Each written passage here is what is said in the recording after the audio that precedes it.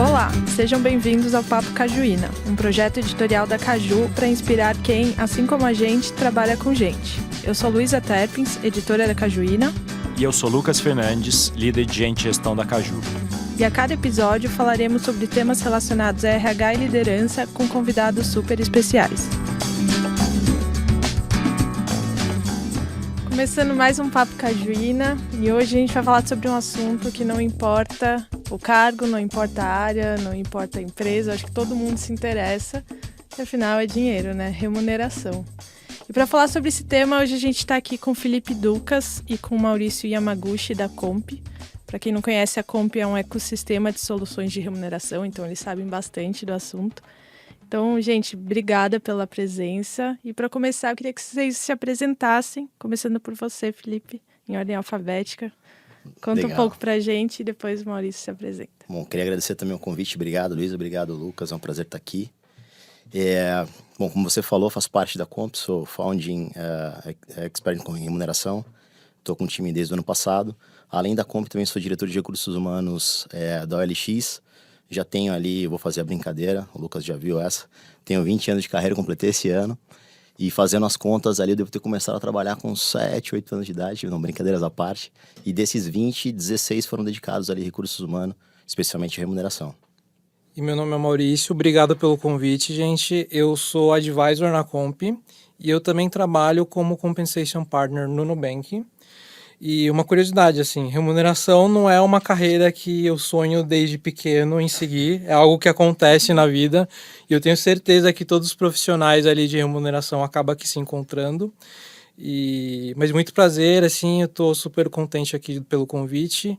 Até uma curiosidade que eu tava te ouvindo falar agora, Maurício, da parte de a gente cair em remuneração. Eu lembro quando eu tava na faculdade de psicologia, a gente falando sobre psicologia organizacional, e eu lembro de uma professora que ela falava: quem quiser ir muito bem na carreira, vai pro lado de remuneração, porque as pessoas ainda não sabem fazer isso. Já faz um tempinho, mas eu também comecei bem cedo, Ducas, então era uma tendência, né, de 15, 20 anos atrás. E alguém tem que olhar para isso, né? Alguém tem que olhar. E é complicado, porque assim, não tem uma escola que você forma o profissional de remuneração, né? É um conjunto de habilidades assim, muito específico e você tem que se desenvolvendo através de conhecimento, livro ou curso no exterior, porque ainda é algo muito... É uma área que eu diria que até são poucas empresas que tem, né? São só empresas de grande ou médio porte no Brasil e no mundo inteiro, na verdade, né? Então, é um profissional um pouco raro, assim, no mercado mesmo. Só recentemente que, pelo menos no Brasil, montaram uma pós-graduação específica de remuneração. Então, um conjunto educacional específico que montou recente, tem turmas muito, muito recentes. Então é algo que a gente começou, né? Caímos lá atrás de alguma forma e agora o negócio tá virando, tá tomando corpo, uma carreira. Eu acho que é por isso que é tão importante a gente ter acesso a informações, né, a pesquisas, a benchmarking. Você falou que não tinha informação, que não tem... Na faculdade ninguém falava muito sobre isso e tal. E hoje a gente tem muita informação. Só que é isso, para que lado ir, né? E na Comp vocês têm acesso, acho que um dos serviços que vocês oferecem, vocês me corrijam aí se eu estiver errada, é benchmark em remuneração, né? Então vocês têm acesso a vários dados de várias empresas. E aí eu queria saber até o que vocês têm visto e o que vocês já estão vendo aí de tendências para 2024. Bom, a gente tem uma base de dados bem grande, né, e bem dinâmica, por trabalhar com empresas de uma parte de tecnologia. Isso é uma plataforma viva, onde a gente tem empresas novas chegando todo dia. Eu acho que o primeiro ponto que todo mundo está esperando é ver o impacto, né, dos layoffs na remuneração. Então, do ano passado para cá, a gente viu uma série de desligamentos e se esperava que tivesse ali uma queda considerável, principalmente nas carreiras de tecnologia, né? E isso não foi o que a gente viu especificamente, né? A gente não viu uma queda grande dentro das carreiras, mesmo tendo muita gente disponível no mercado. Depois o Maurício tem até uma informação para falar dos desenvolvedores, enfim, né, da trabalhabilidade, que é a evolução através da empregabilidade. E o que a gente vê até é tendo um aumento expressivo, às vezes acima da inflação, quando a gente olha nível a nível dentro das carreiras de tecnologia. Alguns movimentos que a gente viu na Comp é que profissionais que estavam no mercado buscando recolocação, não necessariamente tiveram um downgrade muito grande no salário, mas um downgrade muito grande não, mas um downgrade no nível dele, né? Ou seja, eu era um sênior alavancado na minha remuneração, ou não alavancado no início da faixa da minha remuneração, passei a ser um pleno alavancado com um salário muito similar do que eu tinha. Então, quando a gente analisa nível a nível na carreira, a gente vê um aumento até expressivo acima mesmo da inflação. Então, isso de forma geral, mesmo com disponibilidade de profissionais no mercado, isso não mostra nos dados que a gente tem, né, uma diminuição dos salários, e salários que a gente chamou de bolha na pandemia, enfim, uma série de coisas, né, aquela loucura, acesso a talentos globais, né, todo mundo de casa, e tecnologia. Então a gente perdeu muito profissional para fora, para ganhar em dólar, em euro, mas isso era algo que a gente estava esperando, desse desaquecimento de tecnologia, e a gente não vê para 2024 algo do tipo. E é interessante a gente olhando os dados, né? Porque assim, tem muito o reflexo do pós-pandemia e a crise pós-layoff ali de Big Techs, né? Então, mesmo as empresas que não necessariamente atuam com tecnologia, tiveram muitos aprendizados em relação ao que ocorreu no mundo inteiro, né? E olhando os dados assim de pesquisa, o que a gente reparou no crescimento ali dos últimos 9 meses, inteligência artificial e machine learning foram as carreiras que mais tiveram aumento da remuneração. Isso, de certa forma, faz sentido, né? Pensando no escopo da função em si, a inteligência artificial está vindo, né? É um tema cada vez mais recorrente em qualquer esfera que a gente tá falando aí com os clientes, ou que a gente vê no mercado, com os colegas, porque a inteligência artificial veio justamente para alavancar os resultados das empresas. Então, tem muitas pessoas que às vezes pensam assim, nossa, eu vou perder meu emprego por conta da inteligência artificial. Mas quando a gente olha assim, o escopo da função, a inteligência artificial, ela analisa dados históricos. Então, assim, é muito boa em fazer predições, em trazer informações para que a gente tome a decisão. Então, assim, o papel do gestor e assim, do gestor do negócio, os gestores das empresas, cada vez mais fica mais relevante nesse cenário, né? Então, e profissional bom, eu acho que assim, profissional bom você sempre vai ser demandado, né? Em qualquer situação, em qualquer período. E no pós-layoffs ali, no pós-Big Techs também, o que a gente está percebendo bastante é que o papel do RH ele está sendo cada vez mais relevante para a estratégia da empresa. Por quê? Um dos aprendizados que a gente teve aí pós essa época foi justamente a questão da contratação de talentos. Então a gente viu esse movimento, né, recentemente das Big Techs contrataram demais durante a pandemia e sofreram para fazer esses layoff pós-pandemia justamente porque tinha um quadro de funcionários sobrecarregado. Então o papel de RH para fazer o planejamento da força de trabalho está cada vez mais importante no mercado como um geral. Tanto que a gente está vendo ali que as funções que tradicionalmente, por exemplo, remuneração, né? Antigamente não eram todas as empresas que tinham, eram poucas. Agora a gente vê cada vez mais profissionais especializados em remuneração, tanto a Comp, né? A Comp é a startup criada. Então, assim, o tema é tão relevante, é tão demandado pelo mercado como um todo, que a gente tem várias oportunidades para explorar em relação a isso. Só um ponto aqui, se eu entendi certo, então o RH está ganhando mais agora. O RH, ele está ganhando mais, se você for comparar historicamente, né? Justamente por estar nessa frente, né? De estar mais envolvido com o negócio. Porque no passado, o RH, ele era visto muito como uma área de suporte, né? E ainda assim, algumas empresas enxergam como uma área de suporte.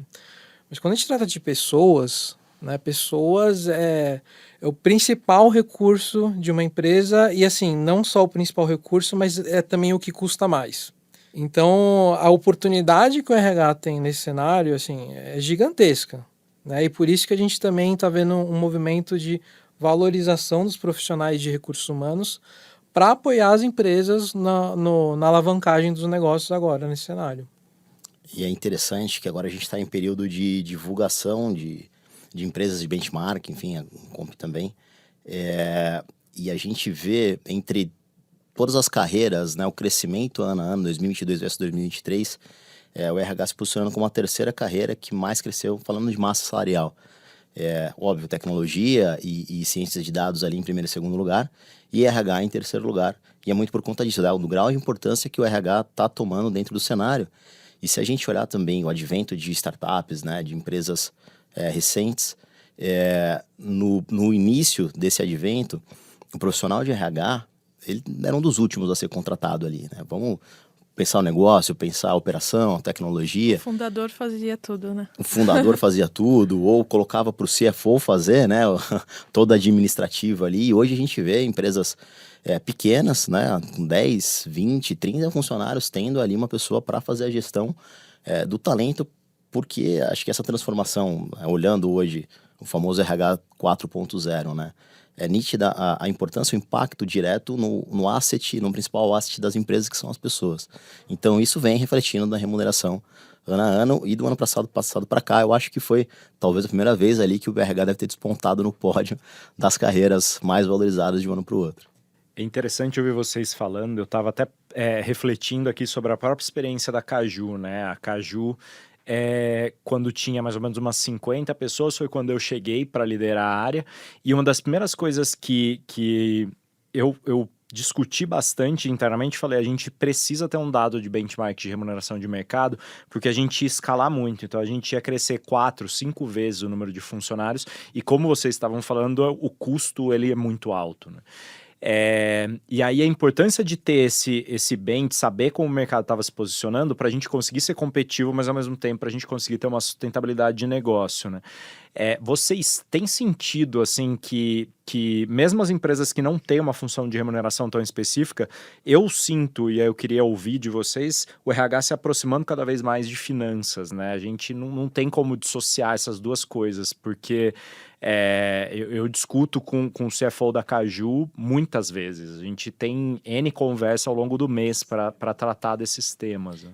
Sem dúvida, Lucas. Na Comp, especificamente, a gente ajuda muitos clientes nessa questão de ter a informação, ter o benchmark, né? Quanto é que eu pago para quem, como, qual que é o ponto ideal ali de remuneração. E em todas as discussões que a gente tem com os clientes, na maioria delas, quando a gente vai ajudar o cliente a estabelecer uma faixa, né? Ter referências de mercado, invariavelmente a gente sempre conversa junto, e o nosso cliente é o RH, a gente sempre conversa com o CFO.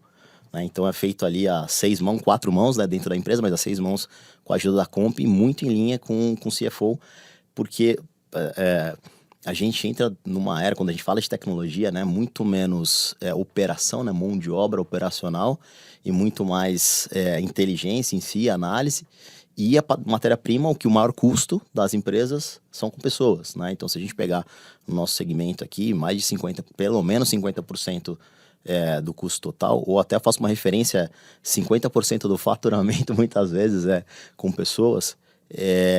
Cada contratação, né, cada posicionamento, cada política de recursos humanos, ele vai impactar um ponteiro diretamente da companhia, seja na visão de custo ou seja na visão do retorno do negócio, né, de mudar o ponteiro da empresa. Então, cada vez mais a gente vê essa dobradinha, e até algumas empresas, o próprio CFO veio procurar a gente, procurar a Comp, fala, pô, me ajuda aqui, que eu não sei se eu estou pagando bem, fazendo direito, e óbvio, aí volta com recursos humanos, mas é uma mudança bem interessante de cenário do que a gente vinha lá no old school, né, há 10, 20, 15, 20 anos atrás.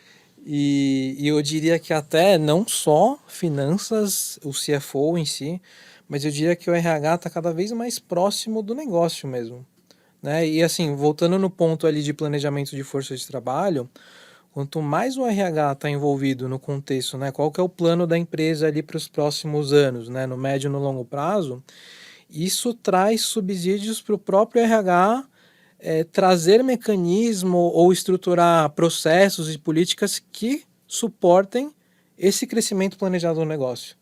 Então, eu acho que assim, o RH está cada vez mais em contato, saindo daquela bolha interna, né, de uma área só processual e fazer um papel cada vez maior dentro do resultado da empresa como um todo. Vocês estavam falando isso de o CFO ir atrás da comp, não só o RH. Eu queria muito saber o que que as empresas, quando vão atrás de vocês, o que que elas querem saber? Quais são as dores? Assim, será que eu estou pagando demais? Será que eu estou pagando de menos? Como eu faço para reter os talentos? Ou como eu faço para entrar na briga por competir, né, com outras empresas? O que que tem aparecido ali? Nossa, tem de tudo, né? Não, é muito interessante.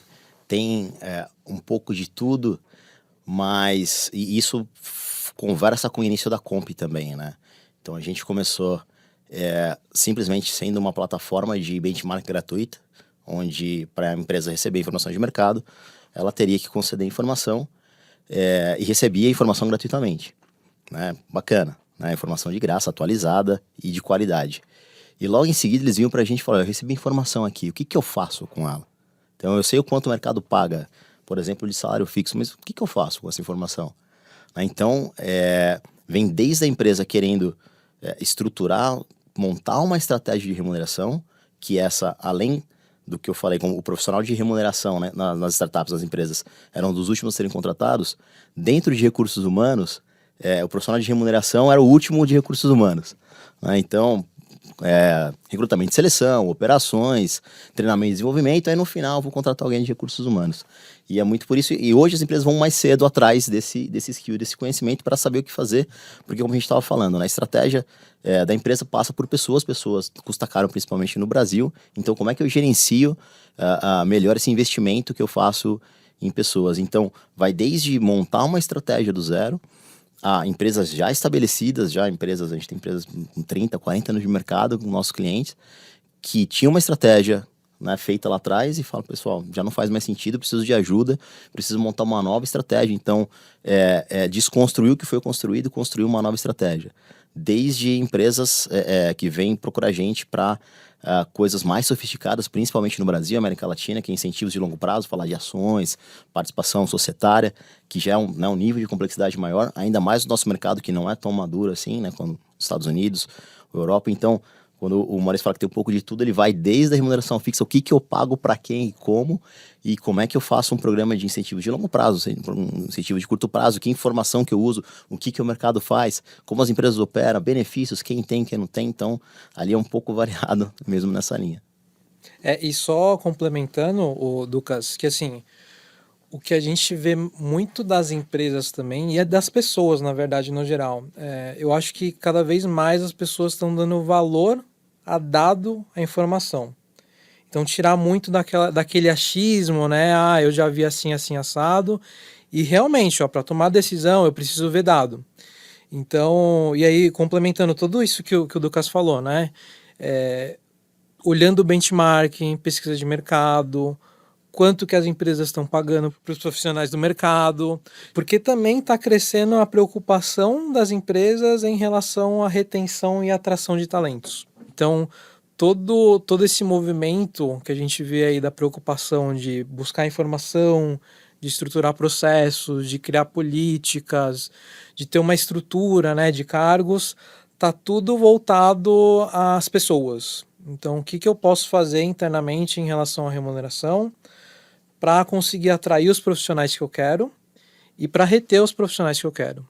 Obviamente que a retenção e a atração não vai depender só da remuneração, mas eu acho que as empresas estão aprendendo que isso é um elemento básico, que se você não tiver, você já está defasado do mercado.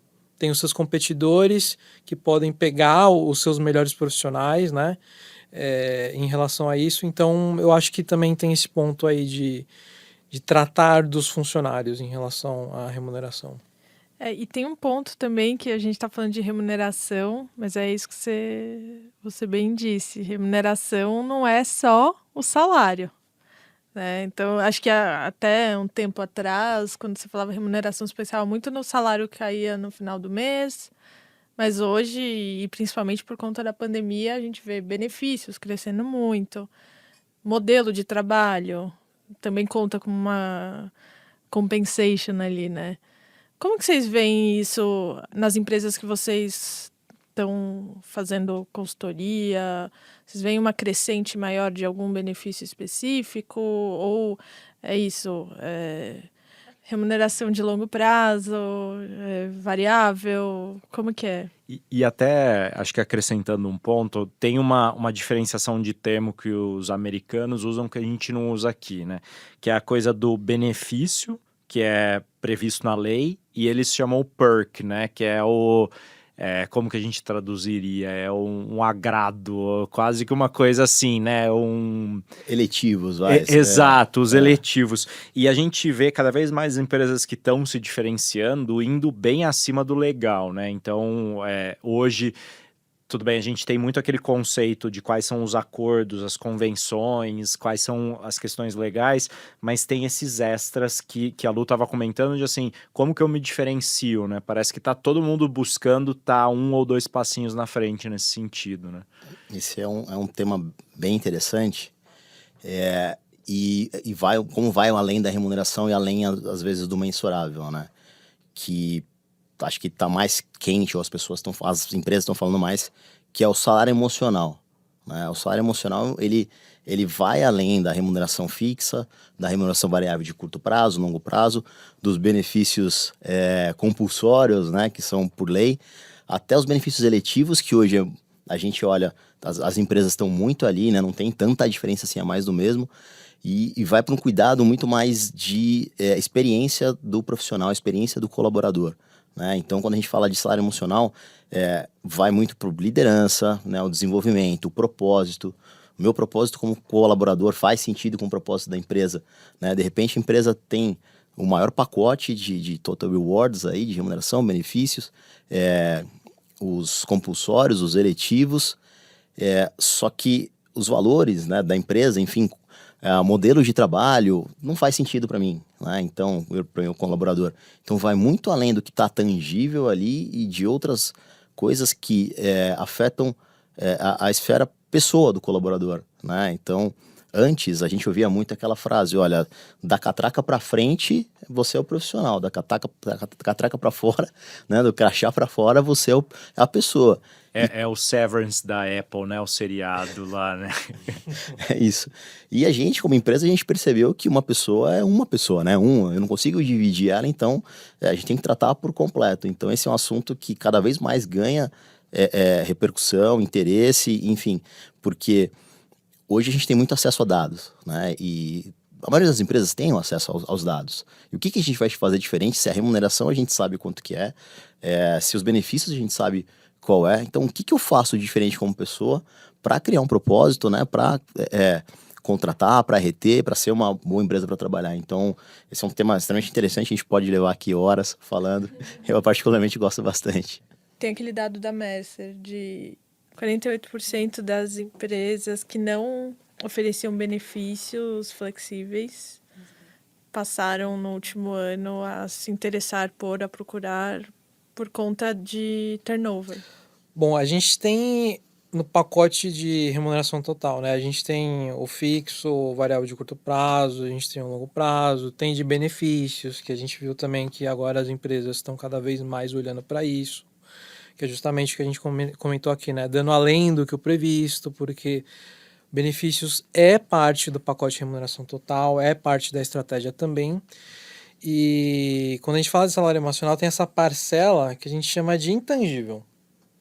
Porque assim, é difícil a gente tangibilizar ou quantificar essa sensação que o próprio empregado tem que de uma certa forma atua como um fator de retenção. Então, por exemplo, que o Lucas falou, a questão do propósito da empresa, né? Tá alinhado o propósito da empresa com os meus propósitos, com as minhas ideologias? Ou que a gente tem também muito de marca, né? Tem muitas empresas que têm uma marca empregadora muito forte. Então, às vezes, só o fato da pessoa estar trabalhando naquela empresa, né? A gente vê bastante isso em tech nas FANGs, né? Que a gente chama do grupo de FANGs, que FANG só para deixar claro aqui, FANG é o grupo de Big Techs, que é Facebook, que é a Meta, Apple, Amazon e Google, que é o do Alphabet, né? Então, assim, só o orgulho de pertencer àquele nome de uma Big Tech, por exemplo, já é um fator de retenção. Às vezes eu posso até ser maleável ali, eu posso aturar algumas coisas, digamos assim, mas o orgulho de pertencer àquela empresa é muito grande. Investimento para o próximo, né? É investimento para o próximo, né? Então, tem a questão também de cultura, né? Então, assim, se eu estou numa empresa que é uma cultura colaborativa, né? Eu não tenho ninguém querendo puxar o meu tapete.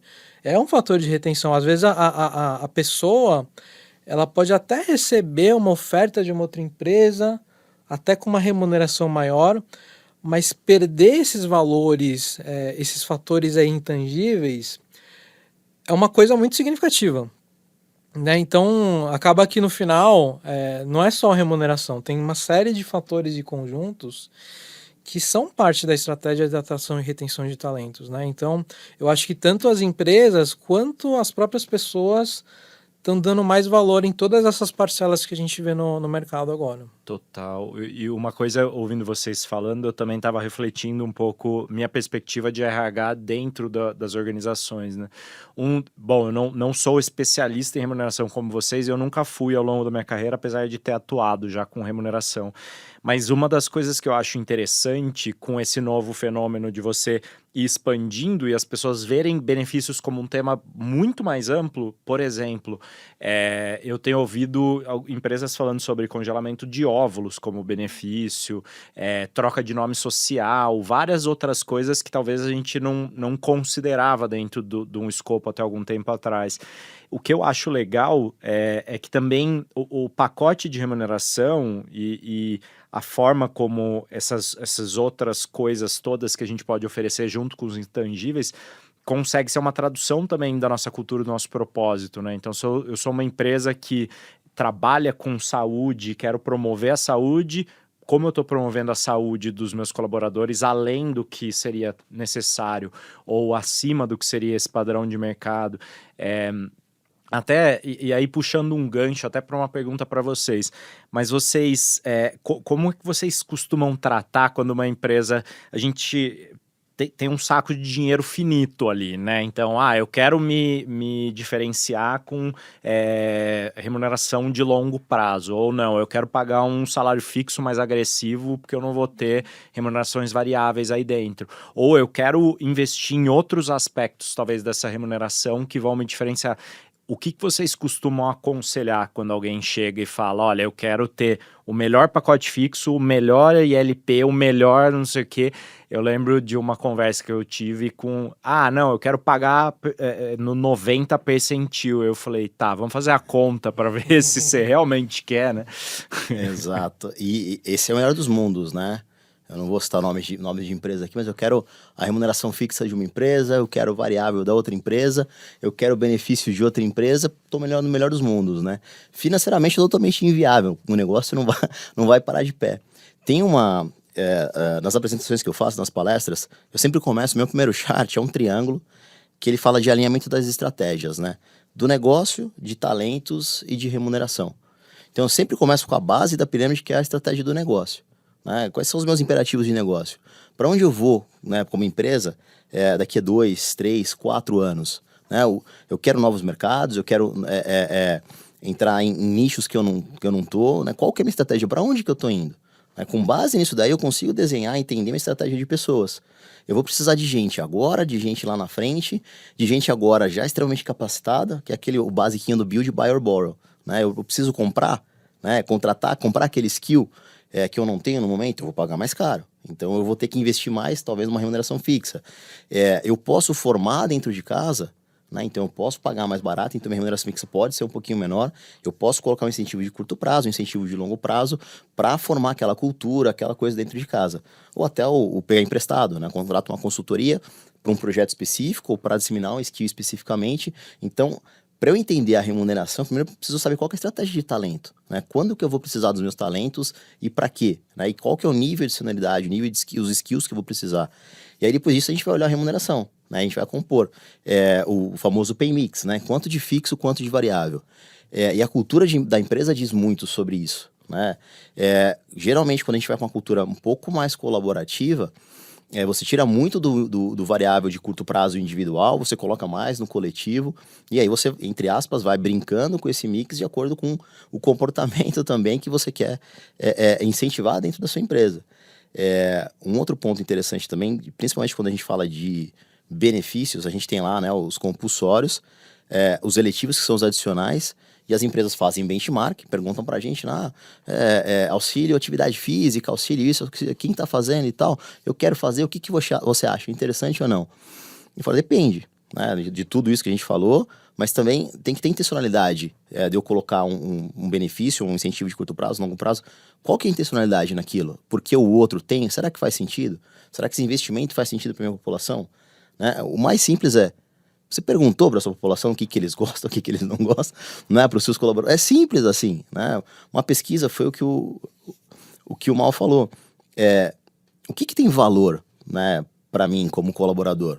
E isso vai variar de acordo com o meu perfil. Se eu sou solteiro, se eu sou casado, se eu tenho filho, se eu não tenho filho. Enfim, né, diferentes sentidos. Então, entende a sua população. Os dados, de novo, vão te ajudar a isso. Dados que você já tem, né, enfim, desde quando a pessoa entra, se ela é casada, se ela não é casada, se ela tem beneficiário, se ela não tem beneficiário. E pesquisa, né? Pergunta, né? O que tem valor para você isso, tem valor para você aquilo, e aí com esses dados você fala, poxa, faz sentido eu incentivar, né? Analisar dados de plano médico, poxa, de utilização, sinistralidade, eu quero colocar um auxílio academia, né?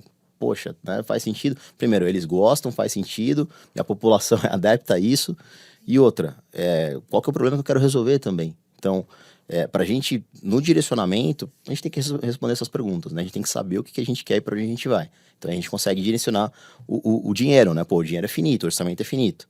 Para onde que eu vou daqui a 3 meses, daqui a 6 meses, daqui a 1 ano? Né? Então, com base nisso daí, a gente desenha o plano, vamos investir mais em remuneração fixa, em remuneração variável, em benefícios, vamos ter um pacote competitivo de benefícios que a gente não tem, a gente começou agora, a gente só tem o básico, ou nem tem, eu sou PJ ainda, não tenho benefício, então aí a gente vai direcionando e priorizando os investimentos, né?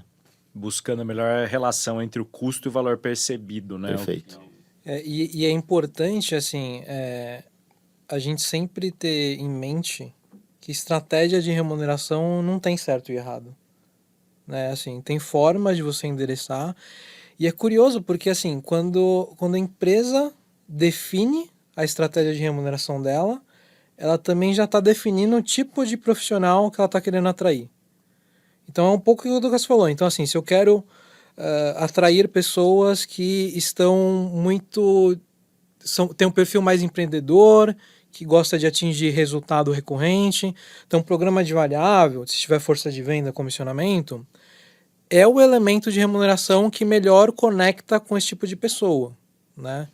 Quando a gente está falando assim, é uma startup, eu ainda não tenho caixa suficiente para nem alavancar o fixo e nem variável de curto prazo, o que a gente pode fazer? Um longo prazo, né? Eu não tenho dinheiro hoje, mas eu tenho expectativa que nos próximos anos a empresa valorize, cresça, e aí eu sim consigo te remunerar adequadamente.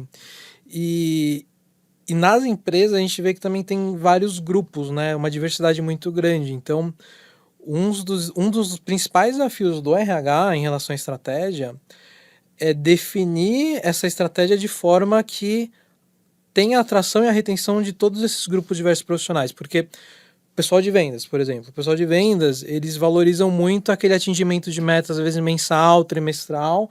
Às vezes eles até estão confortáveis com um fixo baixo, né, porque já é prática de mercado, mas o variável tem que estar sempre entrando ali, todo mês.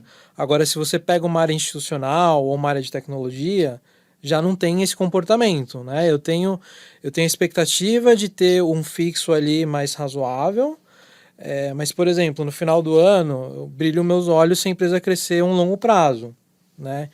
Então, é sempre importante a gente ter isso em mente, né? Não tem certo e errado em relação à estratégia de remuneração, mas as maneiras. E além disso, quando a gente está falando agora só de remuneração, né? E falando um aspecto mais técnico na estratégia, eu vou me definir ali para alcançar os 50% do mercado. Quando eu estou falando isso, tecnicamente, 50% é a mediana, então, ou seja, 50% das empresas daquele mercado oferecem valor superior ao meu. Com isso, o que eu preciso fazer para compensar esse gap? Né? Que aí entra pacote de benefícios, entra todo o valor do intangível que a gente falou até agora. Então é um assunto bem complexo mesmo, né? Quando a gente está falando de estratégia de remuneração, e o impacto que tem não só para as pessoas, né? Mas como para o negócio é gigante. Quanto tempo demora uma consultoria, assim, do dia que a empresa entra em contato com vocês até o dia que ela coloca de pé a estratégia? Uma boa pergunta essa. Na essência, a Comp ela não é uma consultoria, é uma empresa de tecnologia, é uma empresa de dados. Então, o nosso foco são em ter os melhores dados do mercado e ter as melhores ferramentas para as empresas conseguirem fazer a gestão. Mas foi como eu falei lá no começo, né, que a gente dava o dado e a empresa não sabia o que fazer. Então, a gente tem um pedaço de trabalho consultivo que é fazer, entre aspas, né, simplificando esse setup da empresa para usar os dados e as ferramentas da plataforma. Então, assim, em questão de timing, tem de tudo, né? Já teve empresa que em um mês a gente desenhou, eles já estavam utilizando. Empresas que a gente tem um relacionamento de mais longo prazo. Em uma das empresas, que acho que foi o exemplo que eu citei, que a gente teve que desconstruir para construir uma empresa de 30, quase 40 anos de mercado fazendo da mesma forma, em uma semana a gente desenhou todo esse arcabouço do que fazer, como fazer, colocamos a ferramenta, enfim, já tem os dados, e agora eles estão em fase de implementação, que aí vai levar o tempo da empresa, né? Então, você é disruptivo, do dia para a noite eu fazer isso, não faz sentido. Então eles fizeram uma feira de carreira, no dia do profissional de tecnologia, chamaram profissionais de mercado para falar do que está acontecendo no mercado. Com base nisso, olha, a gente está se posicionando de acordo com o mercado. Então, varia muito tempo, mas o nosso trabalho em si ele é muito ágil, né? E aí vai no tempo da empresa. Então, como a gente usa muita tecnologia, né? Então, por exemplo, a parte de fazer o matching, o leveling, a gente faz primeiro com tecnologia, depois a gente entra ali no fine tuning com a empresa, mas a gente primeiro usa tecnologia, então já acelera ali grandemente o processo.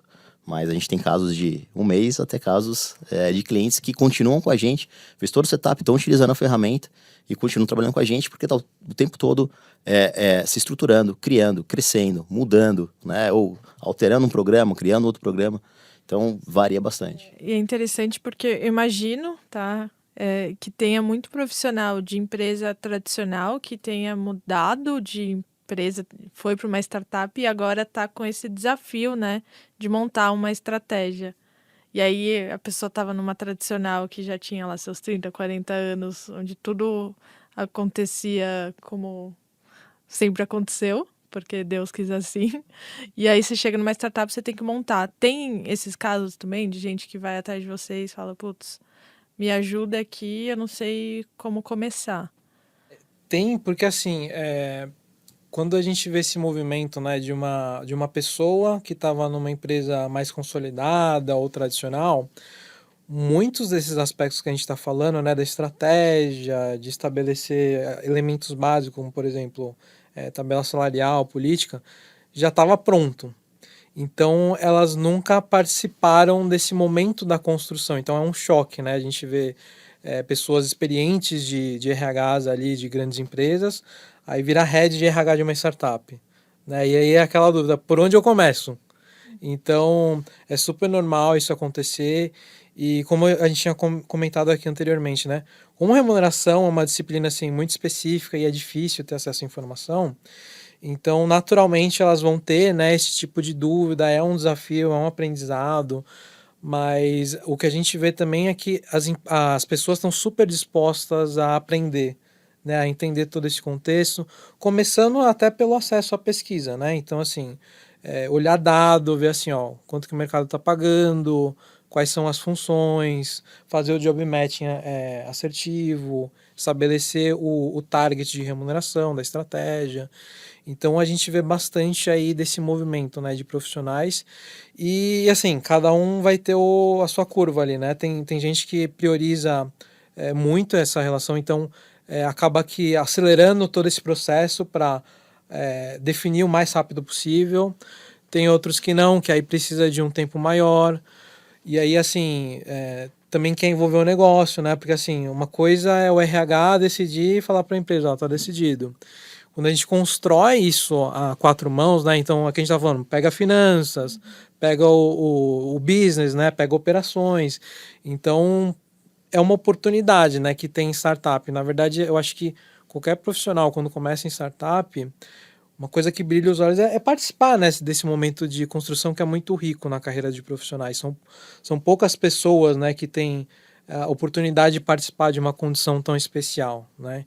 Então, tem todos esses fatores aí que a gente vê bastante nos clientes que saem de um conglomerado, de uma empresa grande, mais tradicional e começam numa startup. Acho que a gente vê uma diferença bem grande do perfil do profissional, justamente por isso, de empresas centenárias, né? Empresas já de muitos anos, que já vinham consolidadas. Então, por exemplo, eu fui formado em remuneração em uma dessas empresas, já estava tudo lá, já estava tudo pronto. Os meus pares de mercado também na mesma situação. Então, a gente tinha um perfil já, você aprendia no que já estava pronto, agora você tem que fazer o negócio, né? Então, pela essa mudança de perfil, que a gente tinha muitas empresas antigas, estabelecidas e tudo mais, agora empresas jovens, né, a rodo ali, assim dizer, e a gente não formou essa quantidade de profissionais lá atrás, né? Então, muitos profissionais estão tendo que se formar agora e se formar tendo que aprender né, e se formar e construir tudo junto. E a parceria com a Comp dá muito certo por conta disso, né? Tem um profissional que não é tão experiente, mas tem um profissional que é experiente de empresa tradicional e falou, cara, não sei o que fazer aqui, né? Tá tudo revirado. Por onde a gente começa? É um momento de desconstrução, né, do profissional que a gente vê quando acontece isso. Rola uma identificação aqui, porque eu sou um desses também. Bom, a gente estava falando de dado pra caramba e um dos temas que me interessa muito sempre é a parte de analytics. Eu acho que quando vocês começam a trazer o tema de análise preditiva e de como a gente vem olhando e processando uma quantidade muito grande de dados, até com tecnologia, que é a proposta da Comp também, como que vocês veem esse processo hoje entrando em talvez um universo, até por visões que eu tinha do passado, em que tem muitos vieses no processo de remuneração, né? A gente vê que isso está com as pessoas, está no subjetivo, está na liderança, e agora a gente tem muito mais informação e dados para suportar. Como é que vocês veem a interação desses dois aspectos e a gente evoluindo no tema? A gente o tempo todo toma decisão sobre pessoas, enfim, na nossa vida é sempre enviesado por alguma coisa, né? E não é diferente de recursos humanos e principalmente remuneração. Então, ou a gente está enviesado pelo viés de semelhança, viés de recência, alguma coisa ali que traz ali alguma coisa, acende uma luzinha para, poxa, eu vou tomar essa decisão por conta disso. E como hoje a gente tem um acesso a uma quantidade de dados significativa, e parece sim óbvio, né? Poxa, se eu tenho dados, por que eu não converso com eles? Eu não vou analisar esses caras aqui, vou ver o que eles dizem para ajudar a tomar uma decisão, né? Então, a gente é cheio de achismo, vamos trabalhar com hipótese e vamos validar em cima dos dados que a gente tem. E até a proposta da Comp é um pouco disso, né? Como a gente é uma plataforma de dados, de informação, a gente tem acesso a inúmeros dados de inúmeras empresas, mais de 500 empresas no banco de dados. E com isso, a gente não só vai analisando a tendência de mercado, mas enxergando como é que a gente pode pegar esses dados para ajudar os nossos clientes a tomar a decisão, né? E decisão, falando de remuneração, a gente toma a decisão o tempo todo, a hora que eu vou contratar, né? Então, tem vários vieses ali de contratação que eu vou tomar uma decisão, às vezes sem olhar os dados, muito pela minha experiência, pelo que eu já fiz, e aí a gente cai ali em questões de equidade e outros fatores. Então, e a gente traz muito isso na Comp, ajudar com os dados, seja da própria empresa e seja do mercado também, as empresas tomar as melhores decisões, né? Como você vai ser mais assertivo, né? E mais intencional, sem olhar, seja gênero, raça ou qualquer outra coisa, ou etnia, idade, que a gente também tem essas questões de vieses. Como é que eu tomo decisão, né, baseado nisso e sem escolher pela cor da camiseta ou pelo tem cabelo ou não tem cabelo? Então a gente traz muito essa provocação e as ferramentas que a gente desenvolve, a gente tenta trazer esse tipo de inteligência, esse tipo de análise para tomar essas decisões mais assertivas. Eu acho que assim, todo mundo, a certo grau, todo mundo tem vieses inconscientes.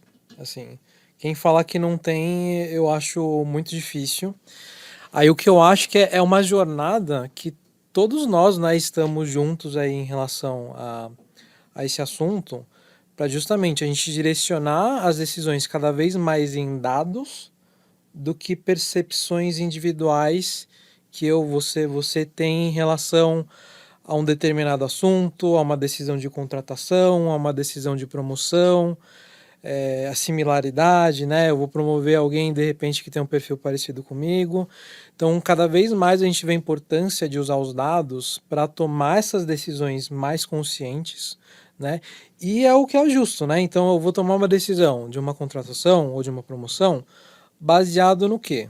No skill do profissional. Independente da etnia, né, do grupo que ela pertence, a pessoa, é uma pessoa que de repente ela atende o perfil melhor do que uma outra que é parecida comigo, né? É difícil fazer esse exercício, a gente sabe que a gente tende a contratar e promover por semelhança, né?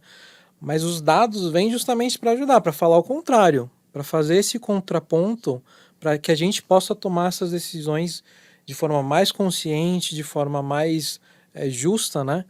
Porque já é comprovado, né? A diversidade, ela é um fator de alavanca para as empresas. A gente vê muitas empresas, né, que têm sucesso, a gente vê que também tem um papel ali da diversidade muito importante para alavancar os negócios. E é um tema que, assim, querendo ou não, pode ser que hoje a empresa não tenha uma área de diversidade e inclusão, né? Mas é um tema que ela não vai conseguir fugir. Porque o próprio mundo, né, as pessoas, os profissionais, cada vez mais exigem das empresas um posicionamento e uma tratativa para o próprio tema.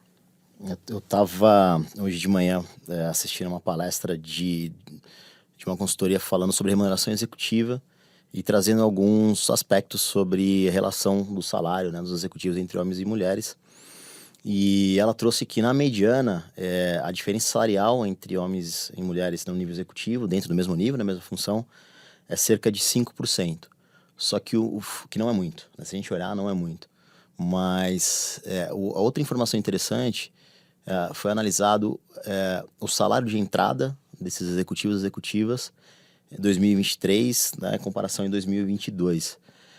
E esse gap teve um aumento. Então foi 8% maior o gap do que era o ano passado. E é engraçado, né, que o assunto está em pauta.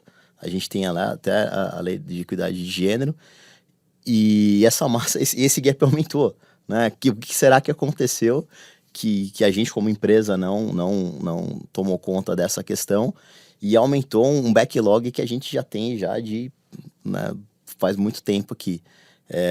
Acho que é um ponto interessante para a gente, como empresa, também olhar para dentro de casa e o que a gente está fazendo, como é que a gente está tomando as nossas decisões. Eu estava analisando os salários de uma empresa que ela tinha a percepção que a diferença salarial entre homens e mulheres eram muito grandes internamente. Então eu fui ali basicamente fazendo uma análise simples, olhando mesma posição, mesmo cargo, né? Então homens e mulheres no mesmo cargo, e vendo onde tinham as diferenças. Então eu encontrei ali 100 e poucos cargos, e o engraçado que eu achei foi, de todos os cargos, em 54% dos cargos iguais, a mulher ganhava mais que o homem. E a diferença dos cargos que a mulher ganhava mais do que o homem era em torno de 9,5%. Nos cargos, nos 46% que o homem ganhava mais que a mulher, a diferença era de 8%. Né? Então, essa sensação, ela se dá, eu acho que por outros motivos, muito menos do que no mesmo cargo. Ela se dá por menos mulheres na liderança, menos mulheres no C-Level, menos mulheres nas áreas de exatas, por exemplo, tecnologia, engenharia. Então, algumas empresas têm cargos de especialista, né? Especialista que seria o par de um gerente ou até um gerente sênior. A maioria desses especialistas, que já tem uma formação já de 20 anos, 30 anos, são homens.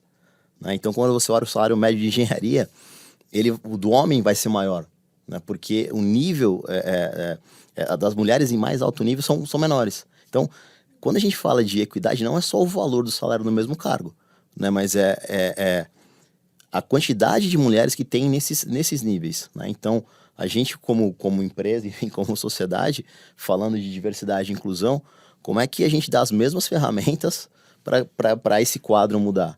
A gente vai mudar o salário médio quando a gente conseguir alterar esse mix que a gente tem nesses cargos ou nessas carreiras como tecnologia, por exemplo, que geralmente é 70-30, né? 70 homem, 30% mulher. Aproveitando até o gancho, a gente tem uma matéria sobre equidade salarial que saiu recentemente em Cajuína. Então, para quem está ouvindo depois, cajuína.org, dá uma lida lá que está bem interessante. E um dos pontos que os nossos entrevistados falaram é justamente esse, assim, não adianta só o RH, porque agora é lei, né? Então, agora tem multa para as empresas que tiverem essa disparidade salarial.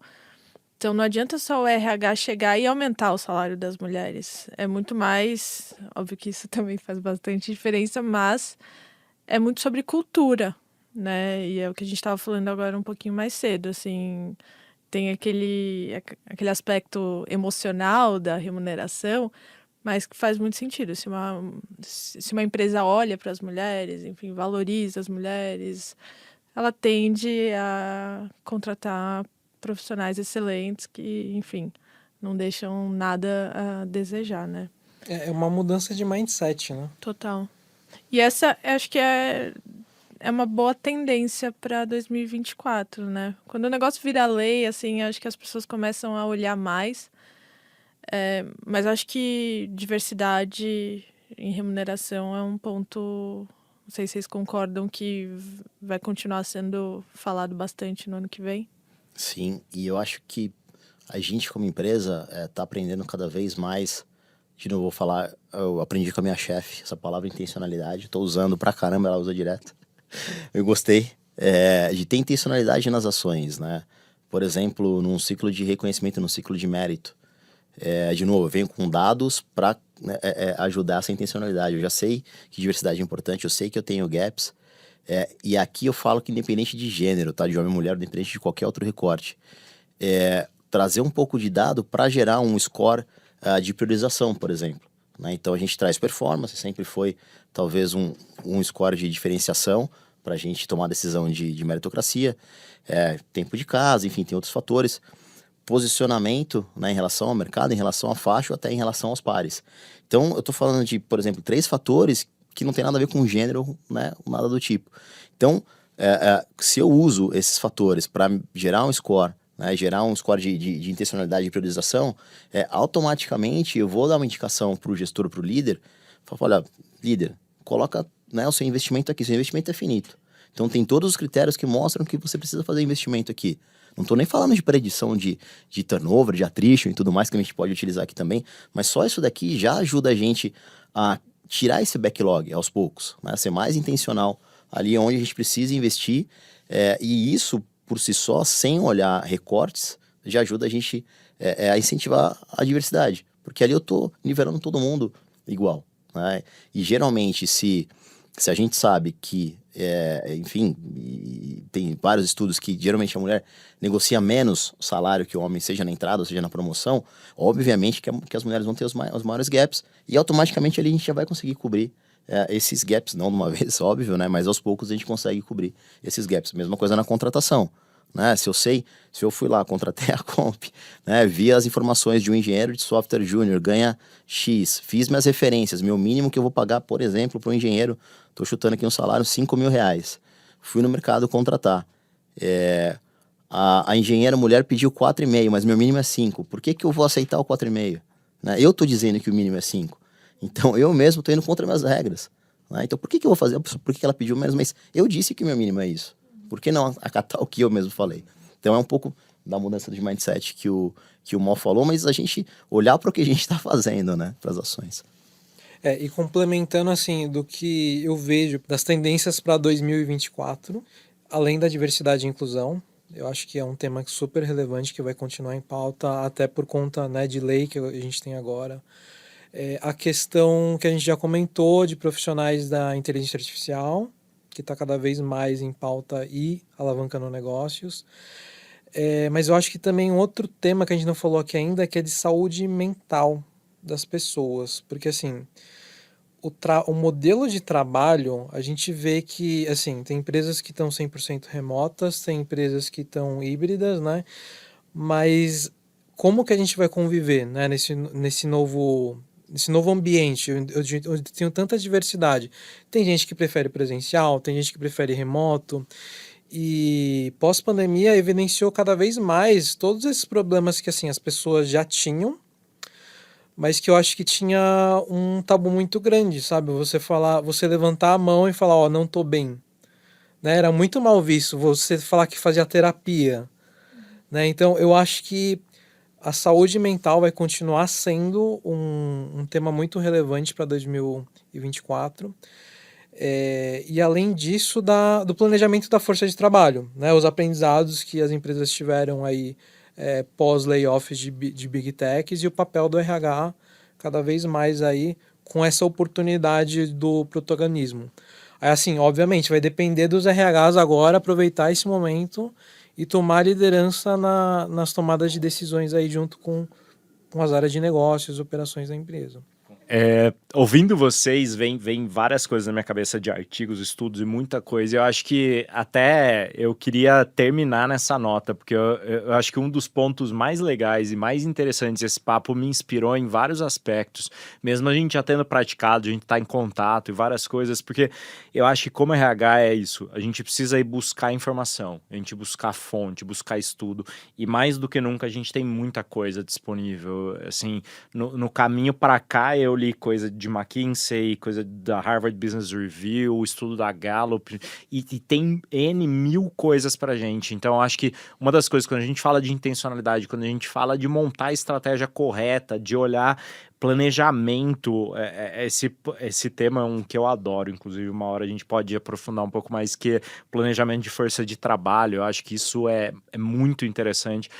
Acho que a gente precisa ir buscar na fonte, a gente precisa aprender, a gente precisa discutir, debater. Então, nessa nota, eu queria agradecer demais vocês dois aqui com a gente, muita informação que vocês compartilharam, coisas muito ricas e que eu acho que dão esse subsídio para a gente continuar e falar, cara, talvez a forma como eu estou fazendo até aqui pode não ser a mais adequada. Então, deixa eu olhar, fazer uma boa revisão, entender o que está sendo feito, quais são as coisas que embasam para a gente, de fato, ser um RH que vire estratégico mesmo, né? Não só estratégico no campo do pensamento, que eu gosto de ser estratégico. Não. Eu faço coisas que dão resultado, né?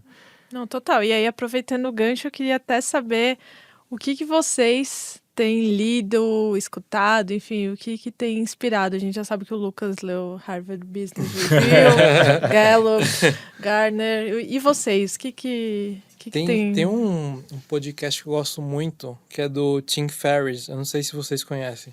Sim, o cara, ele é genial. Ele fala de diversos assuntos. É difícil você definir só uma coisa, mas ele fala tanto de, por exemplo, como lidar com medos, a questão de como falar em público, a questão de como você pode ter hábitos mais saudáveis, o que é uma rotina boa para você seguir. Ele dá até benchmark assim, o que os caras de sucesso no mercado têm como rotina no dia a dia. Então, assim, é um podcast que ele aborda diversos assuntos, ele tem convidados, eu não diria que é um assunto específico, mas é tanta informação interessante que acaba me inspirando, sabe? De seguir, putz, eu também quero fazer isso, sabe? Eu me identifico muito com isso. Então, do Tim Ferriss, eu conheci ele, foi através... Ele deu diversos TED Talks, né, durante a carreira dele. E foi na faculdade que eu conheci, através do TED Talk, de um dos primeiros que ele fez. E é um podcast que eu ouço até hoje, assim, que ele faz. Então, super recomendo. Eu tô praticamente viciado em inteligência artificial generativa. Então, eu tô ouvindo todos os podcasts que tem alguma coisa a dizer sobre ferramentas novas que estão lançando, artigos. Então, assim, maior parte dos meus estudos tá em cima de inteligência artificial. Na LX hoje eu tenho uma responsabilidade sobre a transformação do RH, então de ferramentas e tudo mais. E a aceleração que a IA generativa está trazendo é algo fantástico. Então, assim, eu estou muito viciado nisso, até em eventos que eu vou de empresas de tecnologia, de HR Techs, eu sempre dou uma cutucada, né? Falei, o que você está fazendo para usar a IA generativa para ajudar a gente a fazer a gestão de pessoas? Então, esse é o meu momento, minha hype do momento, é a inteligência artificial. Show! Acho que é isso. A gente poderia ficar horas aqui, mas foi muito legal, gente. Super obrigada. Obrigado mesmo, pessoal. Valeu pela abertura, debate incrível, muito rico mesmo. Eu que agradeço. Eu que agradeço, gente.